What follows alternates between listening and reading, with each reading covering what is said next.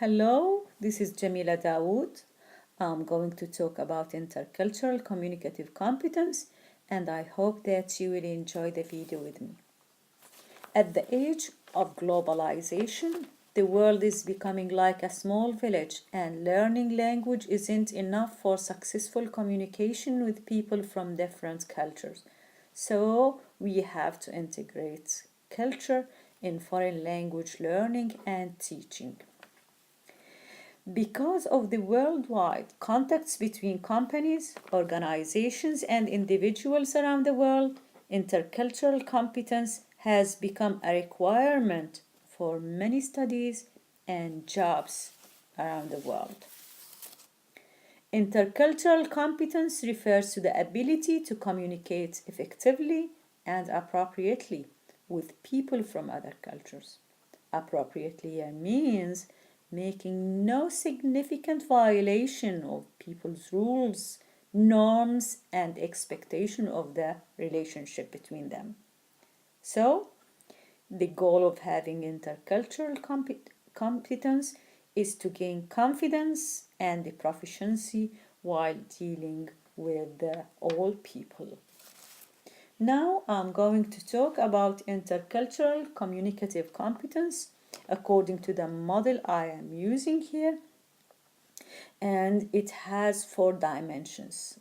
The first dimension of the intercultural communicative competence is the linguistic competence, which is the unconscious knowledge of a grammar and syntax that enables speaker to use language correctly.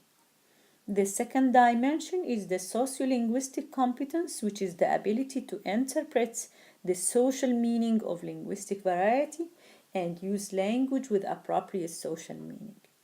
The third one is the discourse competence, which is the ability to understand and express oneself in spoken and written understandable language. The last one is the intercultural competence, which is the ability to communicate effectively and appropriately with people from other cultures. Now we come to the elements of the intercultural competence. So to be interculturally competent, you should have attitudes, which is the willingness to consider values, beliefs, and behaviors as relative, and not assuming that one's own are the only possible and correct ones in the world. The second element is the skills, and the first type of skills is the skills of interpreting and relating, which refers to the ability to interpret and understand a document or an event from another culture and relate it to a document or event from one's own culture. The second type of skills is the skills of discovering and interacting, which is the ability to acquire new knowledge about other cultures and integrate it to what he or she already has. The third element is the knowledge about social groups and cultures in own country and in other countries, besides the knowledge about language and the processes that make communication successful between people. The last element of the intercultural competence is the critical cultural awareness, which refers to the ability to evaluate on the basis of explicit criteria, perspectives, and the practices from one's own and from other cultures.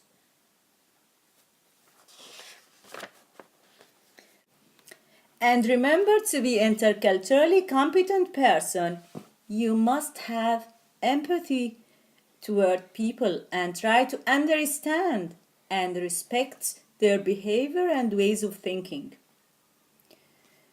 Also, you should have tolerance and accept those differences and ways of thinking, although you do not agree with them. Besides, having flexibility and adapt and be open to their behaviors and ways of thinking. Thank you very much for being with me, and see you in next movies. tak you